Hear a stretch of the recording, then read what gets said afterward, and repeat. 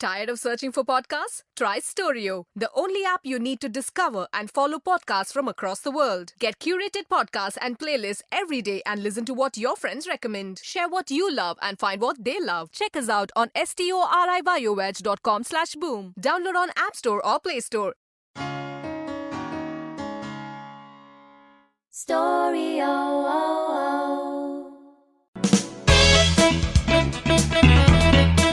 Welcome to Audio Gyan with Kedar Nimkar, a podcast that documents insightful conversations with Indian designers, artists, musicians, writers, thinkers and creatives of all types. Catch us on iTunes or visit audiogyan.com for more Gyan sessions. Here's your host Kedar Nimkar. Today I have Nipun Dharmadhikari with us on Audio Gyan.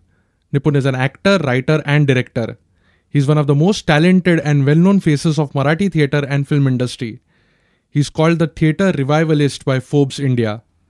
I guess most of the listeners must have seen and subscribed to the YouTube channel Bhadipa, but here we'll speak about it also and much more about his journey into theatre and explore Marathi theatre world of Pune. So thank you Nipun for giving us your time, and it's a real pleasure to have you on Audio Gyan. Thank you Kedar for asking me to come and speak here. Yeah. As I told, like our conversation will be mostly around what goes into the world of Pune theatre and what's happening there, and some insights into that, and probably at the later stage about Bhadipa and more things. Okay. Being the cultural capital of Maharashtra, can you give us some brief background about modern Pune theatre? I mean, what's happening? How does it work? Like, as far as my knowledge goes, at least in Mumbai, there's Prithvi, there's NCPA, Correct. there are Tamasha, like different places where theatre is happening. There's cultural activities happening. So can you just set some landscape or some background about Pune, what happens there? I think like Mumbai, in Pune as well, the theatre activity starts from the college level. But unlike Mumbai, most of the theatre activity is in Marathi. In Mumbai, I have seen plays in Hindi and English as well. Gujarati also, of course. But in Pune, I think the number of people doing theatre in other languages is less. And those doing in Marathi is quite a lot. It starts at the college level. As I said before, there's this intercollegiate level called intercollegiate competition called Purushottam Karandak, like the one in Mumbai called INT. But of course, this is how my journey began. Other people must have had some other ways to get into theatre, but for me, it started with intercollegiate competitions. Ekankika, absolutely. आणि तिकडे अभिनेता म्हणून सुरू झालो. And all these colleges, they are in a way linked to these amateur theatre groups. So in a way, when you graduate from college, it is also like graduating to these amateur theatre groups. Most of the people in amateur theatre groups have worked in these competitions. They are very closely connected to the performances that happen over there. They are very, they're very well updated about what is happening in the college life as well. So they come and watch these plays. If they like someone, some or the other activity is constantly happening. So people are cast, a few technicians are then inducted into the group, etc. etc. So having said this is how I started my journey. So sorry to interrupt you, yes. but is that those amateur theatres, are those more experimental or they venture into commercial as well? See, now again, there are two types of groups that do this. I mean, somebody like Mohit Takalkar or his group, Asakta. So they are mainly into experimental theatre. So which hardly, or rather never, in a way, it is never picked up by a commercial theatre group or anything like that. But of course, that is not even their intention. They don't do the plays with those intentions. That is, I think, the most important thing. And there are a few, groups like Maharashtra Cultural Center, MCC, who run Sudarshan. They also have an activity at Jyotsna Bhole Sabhagruha. And the plays that they have produced, most of them have eventually after a few months been staged on the commercial scene. Okay. So they have been picked up by some or the other institute in Mumbai here, some or the other producer in Mumbai. And but I think it is, after all, the intention with which you do the play. And I'm not saying that because the plays eventually become a commercial plays, it is something like a corrupt intention. I'm not implying that at all. But yeah, I think this is eventually the kind of content that you put out and how you present it eventually determines whether it will appeal to a wider audience, whether it will appeal to, for the lack of a better word, mass, and whether that will earn money for the person who's taking a risk. So, but like, at least again in Bombay, like when you look at experimental theatre or some places where Thespo is happening and there are different competitions happening. Similarly, are these plays which are just at an amateur level well received? Do they have an audience there? I mean, is the audience evolved enough to understand that? now the thing is that you have to build an audience, and how you build it. I'm right now, and I'm in Mumbai, so that I can discuss the release plan of my film. And throughout the journey, the only thought I have in mind is making something is one thing and selling it is another ball game. Correct. It is even probably difficult, much more difficult. And I'm occupied by only these thoughts right now. So it is similar to theatre. I mean, making a play is one thing, and reaching out to people with that play is another. I mean, there are many good plays which have just fizzled out because they didn't have a face in them, or they couldn't market themselves properly. And to be very honest, it is costly to market a play if we do it in the traditional way. Correct. But because of social media these days, and you just need to expand your reach, and you need to do that creatively as well. We were fortunate enough as Natak Company, our group, we are fortunate enough to have a group of people who are interested in only publicity, in only management of plays, and in promoting the plays, and they do a pretty good job of it, and they are very well versed with whatever is happening in social media. And the thing, they use pop culture very well. So if something like a Dub Smash is it was really famous like 2 years ago. Correct. So that was used to promote the play. Okay. So following the current trends, we have tried to promote our play, and so far it has worked. But at the same time, I don't want to forget the fact that we have been around for 10 years now, and in those 10 years we have tried to build our own audience and are, I would say, partially successful. And what would be your not so famous venues in Pune where these kind of amateur plays happen? I think the hub of all this hub of all this experimental activity is Sudarshan, and now it is Jyotsna Bhole Sabhagruha. Okay. So it is both these venues are run by Maharashtra Cultural Center. Only thing, I mean, we as a group haven't performed at Sudarshan and Jyotsna Bhole for quite some time now, because I really feel they have restricted space access, especially on the stage. I mean, it is a really small stage. It does not have a very good height. I mean, I am really grateful for the activity that they are promoting, but at the same time, infrastructure is a little bit of a problem. Correct. So, if at all I do put up a play which can be performed in a room, I will be more than happy to perform over there. But till now, I mean, most of my plays have had many people in it, have had bigger sets, and I think the plays demanded a bigger venue. So we have mostly we are yet to experiment with space per se, but we have performed at proscenium theatres. Okay. Where the usual commercial plays do happen.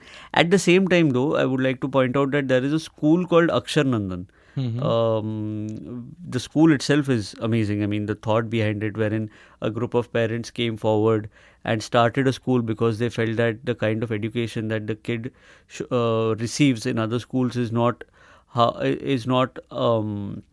what do you say, up to the Culturally global not, yeah. culturally too, and not up to the global standards. The way kids are being taught in school, the way they are being trained to be in a rat race since the school. So that is how that school actually started, which is, I think, as a concept, extremely great. And they have been able to pull it off for quite a few years.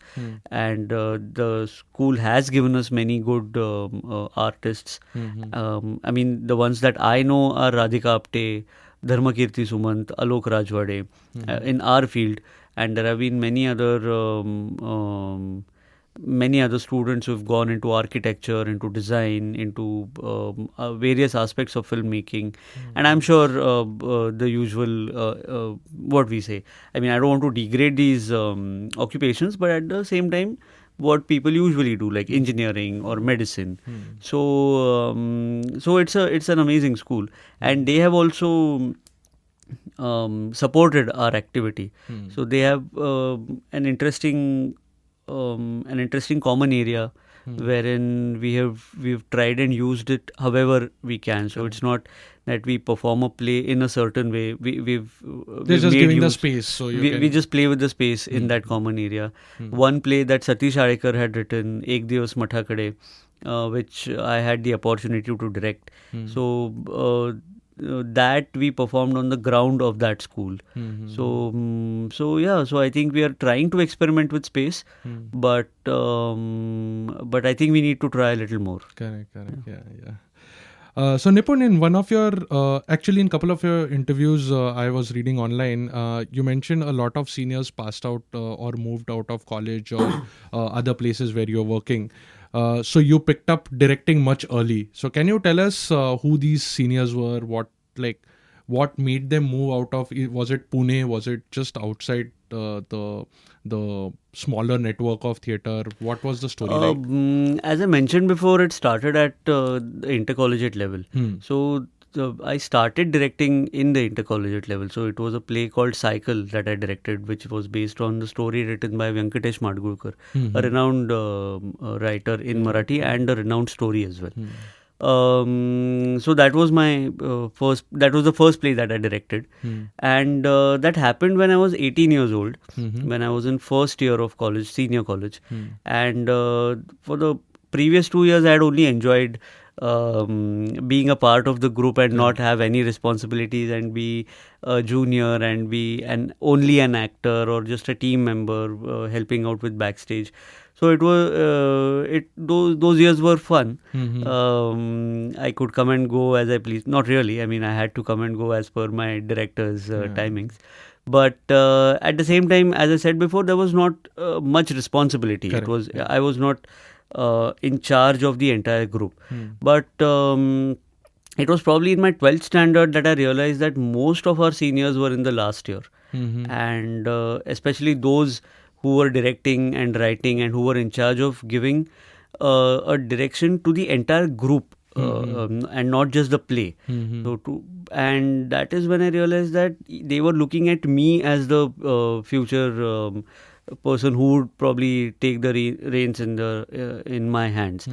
Sorry, I don't like to get into personal things, but what were the few traits which made those people realize you were? I think it was mainly Ameya and me, and it was also because of the fact that we were genuinely interested in theatre. We were not doing that as I mean, of course it was a hobby at that point of time, but we were actually giving it importance. We were actually giving it a lot of our time and our efforts, and we were sincerely doing it. And it was not doing intercollegiate plays was not the only thing that we were doing.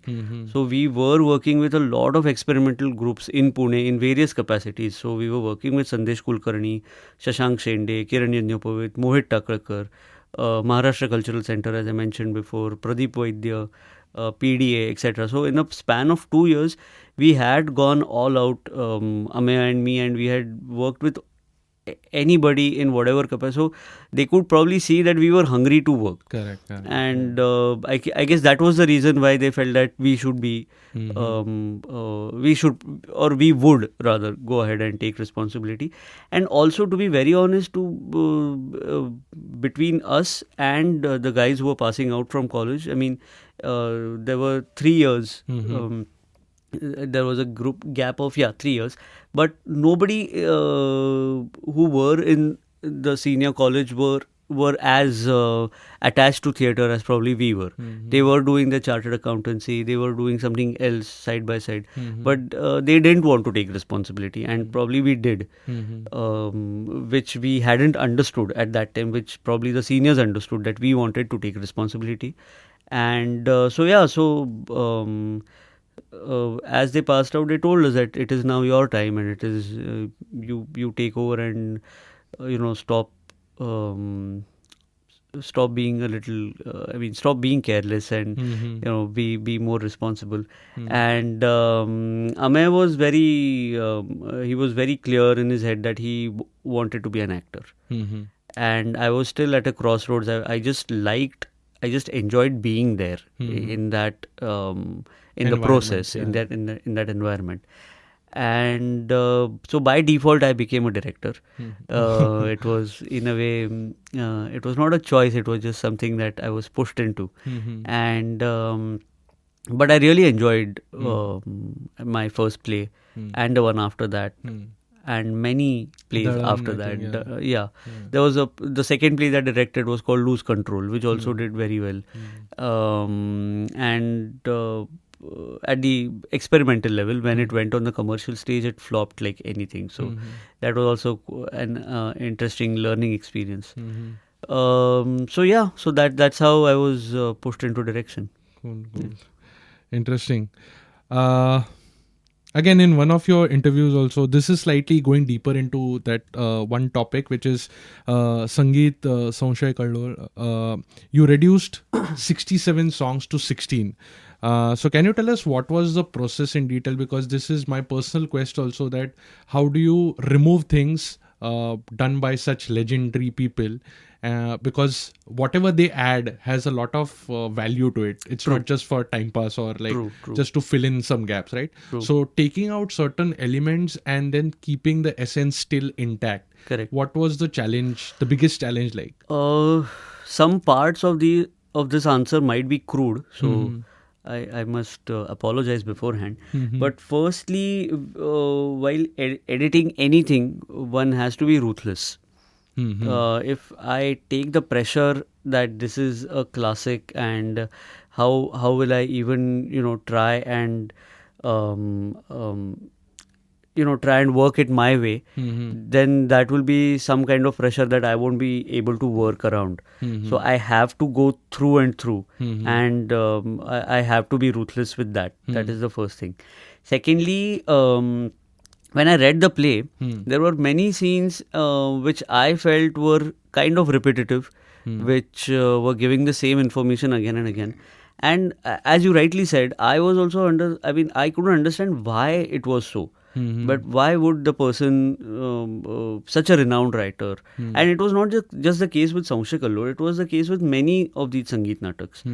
And through that process, I went and met Makarand Sathe, because I wanted to understand at what was the social scenario at that point of time when these plays were written, social and political, the context. Yeah. And he was working on his trilogy. The trilogy, yes, at that time. And he was kind enough to let me read a few excerpts. It was not published at that time, but he had marked them out, and he had kept it ready for me. And I had a few discussions with other people as well. And I think one thing was that we have to realize that the technological advancement at that time was, there were no mics, so probably and the play started late into the night, and as such, I'm not sure whether there was this theatre going culture per se, wherein a person would sit in the audience for the entire period of time. So, and I think this a point had to be made again and again. It for the people to understand is what I felt. So that could have been one reason why points were repeated in the play. And having said this, I would have had no issues in directing the entire play. But it is not possible now economically and The audience is not, logistically. And plus the audience is not ready for this at all. So I knew for a fact that I had a slot of 4 hours in my hand, in which I had to put up a set, I had to put up the sound system, I had to perform the play and take out the set and all the other technical things and get out of there. So there was no option but to edit it. So I think the first thing that I did was I sat down with all these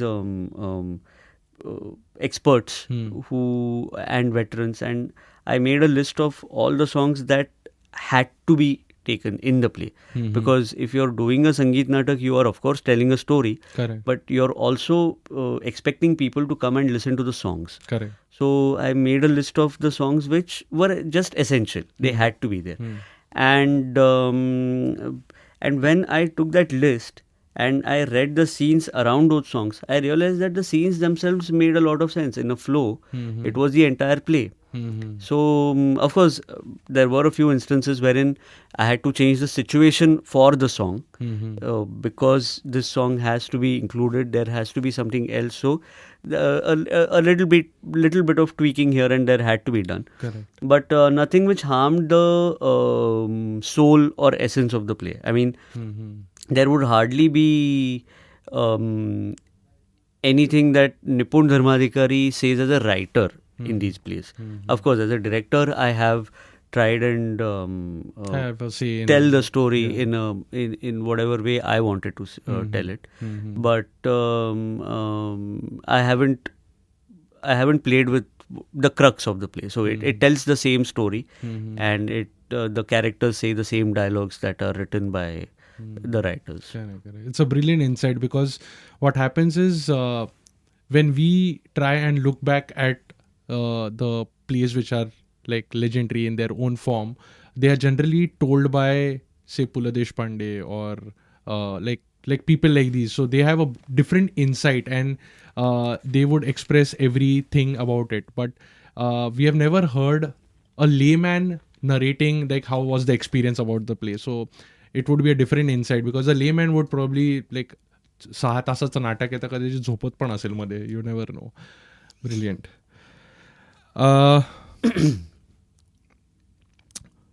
So, Nipun, I would like to change tracks here and get into the contemporary time. And on one hand, you have been working on this enriching experiences of theatre in Pune, and you have some sort of a satisfaction by doing theatre on an ongoing basis. On the other hand, you are reaching to a wider audience through the online media, through Bhadipa. So, I would like to know what are your new learnings, new challenges which are you're facing, and some more about Bhadipa.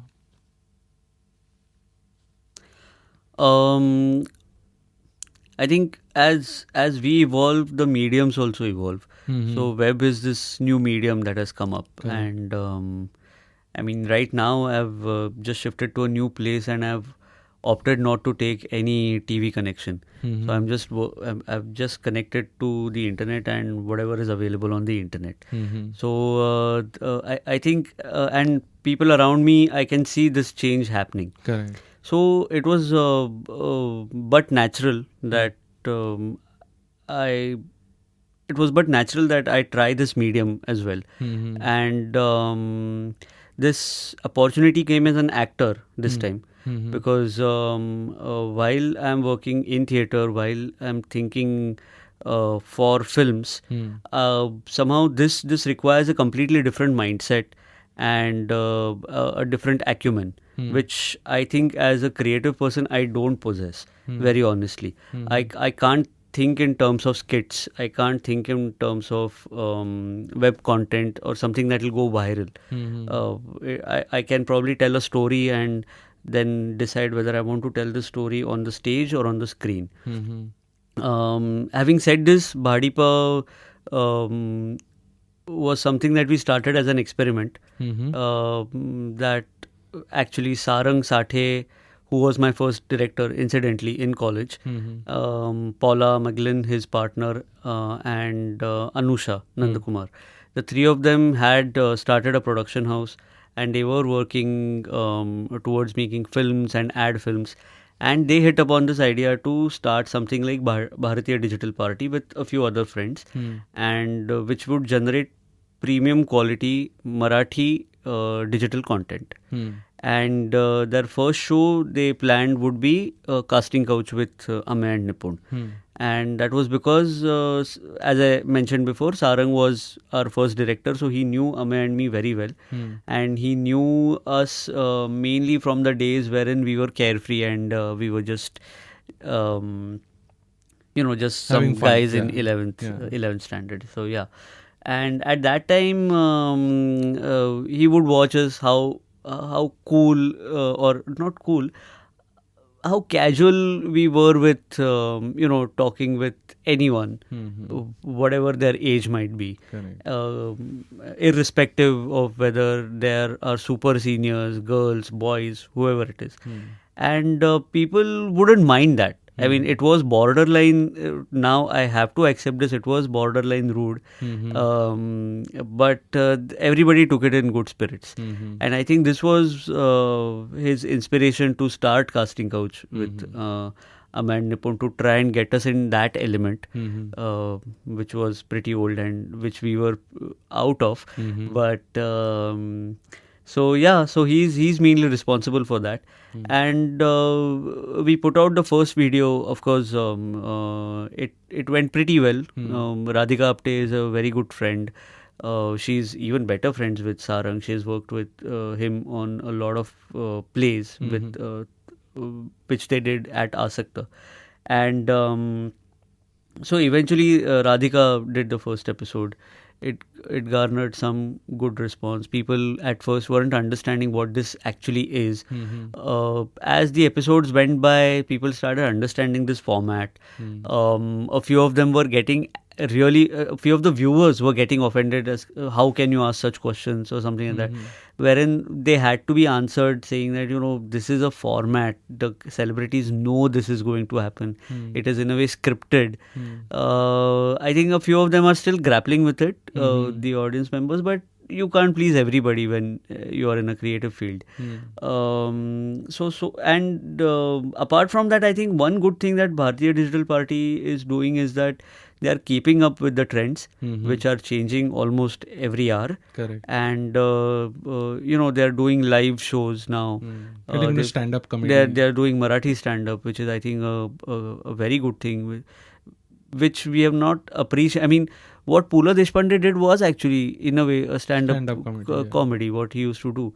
And people still enjoy that. But we just don't call it stand-up comedy. We call it, talks. Talks or whatever names that Pula has given, Vyakti Anivalli, for that matter, Atre also did the same. Atre also did the same. So I think there is a massive audience for that. The audience is already ready for it. It is now how you handle your content well.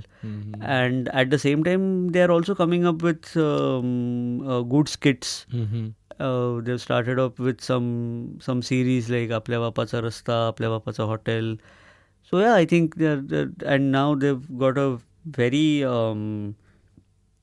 a faithful fan base. They've got a good subscriber base. Correct. So it's pretty interesting. And do you see, don't get me wrong, but but the depth in the content, right? When you do theater or when you are trying to do things which are much more engaging as opposed to like a 3-minute video, do you see any difference in the depth, your commitment levels, your learnings, your insights? So because frankly speaking, I've been following Bhadipa to a certain extent, and what I like is the contextualization into Marathi space and the honesty with which it is performed. But other than that, there is not really if you see a TED talk, or if you see like Pula Deshpande's comedy also, Right. there's more enriching, right? As Okay. opposed to this. So are you trying to bring in that, or you want to keep that is Now that is lightweight? again something that is a little subjective. Mm-hmm. And firstly, also again we come back to the whole point of motive.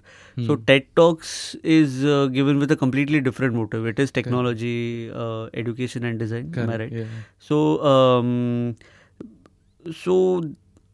their audience is completely different. No, I was just giving an example in Correct. terms of the depth of content. Correct. Yeah. So the depth of content, I think, I can, to be very honest, I can speak only about casting couch with Amir Nipun because that is something that I am directly involved in. Mm-hmm. When it comes to stand-up, it depends on that person, how he wants to write and what he wants to say. But having said this, I would still say that there are a few stand-up comics that that might offer some valuable insights and that might make you laugh while talking about the current political and social scenario. And I think we are yet to see that. But too early to comment actually. and at the same time, I would also say the times that we are living in right now, where people are getting offended so easily, Correct. might also be holding back a few people while making a comment on something. So I think with anything that comes with depth comes with a comment on the society, is what I feel. And when you make a comment on the society, there is always going to be someone who gets offended. And when somebody gets offended these days, it's very easy to defame that person, to block whatever your career, in fact, even. So I think that might be one of the reasons why we are not yet outspoken. But I would really like that to change in the coming times, because we need to, as a society, be more open, be more open to the idea of coexisting and the basic idea of democracy, actually, that I have the right to say whatever I want. You may not agree with it, but still I have the right to say it. Yeah. I have a nice plug here. I've done a couple of interviews with Sarang Sathe also, Makarand Sathe also, and Sunil Shanbag, and it's more to do with dissent and voice and how do you raise your voice and stuff. So yeah. Super. Nipun, I would like to conclude with one last question.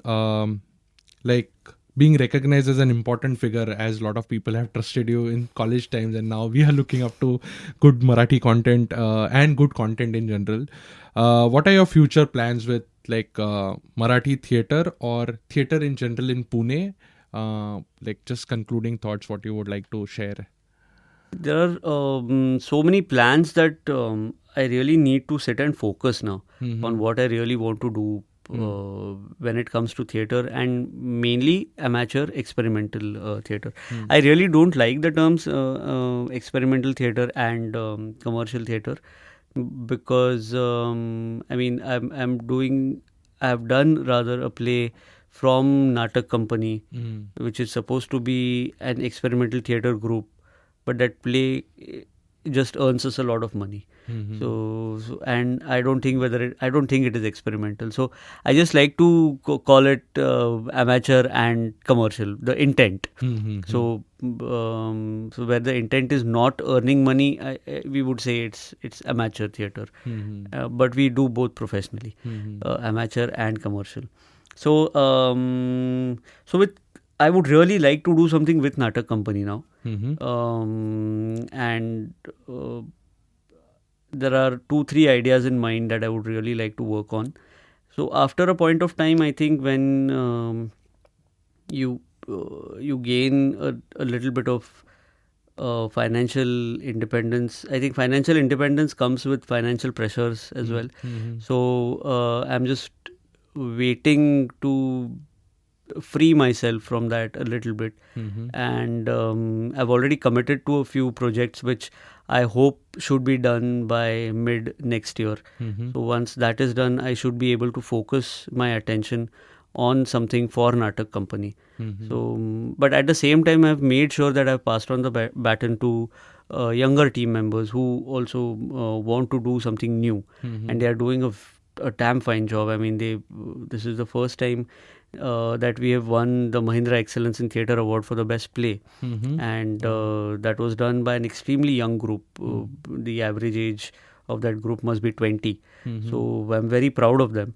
And so one thing is developing a Natak company per se, and we already have a space of our own wherein we conduct our meetings and store our set. But I would like to develop one more space wherein we can just perform whatever we want to perform. Of course, that will take some time. At the same time, that is also being opposed by a few people because they don't feel it is something that we should do. As a group, our aim should not be to develop spaces, but to put up more plays. So that is something that is up for debate, and I think we can do both things. Correct. So it's just a matter of pushing ourselves and focusing on our activities. So that is one important thing that I want to do. And secondly, I would really like to do a musical that is original, so and not a classic. So that is something that I'm looking forward to, especially after Dev Babri, which is doing so well, and not just doing so well, which is such a good play. Correct. Yeah. So these are the two things in theatre that I would like to do, and web series, I don't think much about it. Whatever comes my way, if I like it, I just do it. That is the only avenue right now wherein I can act. So I mean, of course, I'm asked sometimes for films or something, but it's okay. I mean, in web series, I can be a little more relaxed than in films. Because it's mostly because of people who I usually work with. And when it comes to making films, I have a biopic in mind that I'm working on currently, which I should start shooting in the next 3 or 4 months, and I hope should release next year. So Wow. Just a few projects that are happening right now. Super. So all the best for your projects, you. and I think this is a good note to end this. Obviously, there are a lot of things to be spoken about, but given the time and Thank you. Cool. Thanks a lot once again for coming all the way from Pune and obviously giving your time here. Thank you. Thank you. And that's it from today's Gyan session. Catch us on iTunes, Saavn, Stitcher or any podcasting app you use. Do rate us on iTunes and follow us on Twitter, Facebook and Instagram. Stay tuned for more Gyan on audiogyan.com. Till then, bye. When we take care of our own hearts, we're also taking care of the people closest to us. So it's comforting to know that RWJ Barnabas Health has New Jersey's most comprehensive cardiac care program with access to top specialists, minimally invasive heart surgery options, and rehabilitation and wellness programs. So get your heart checked. It's as easy as visiting rwjbh.org/heart. RWJ Barnabas Health. Let's be healthy together.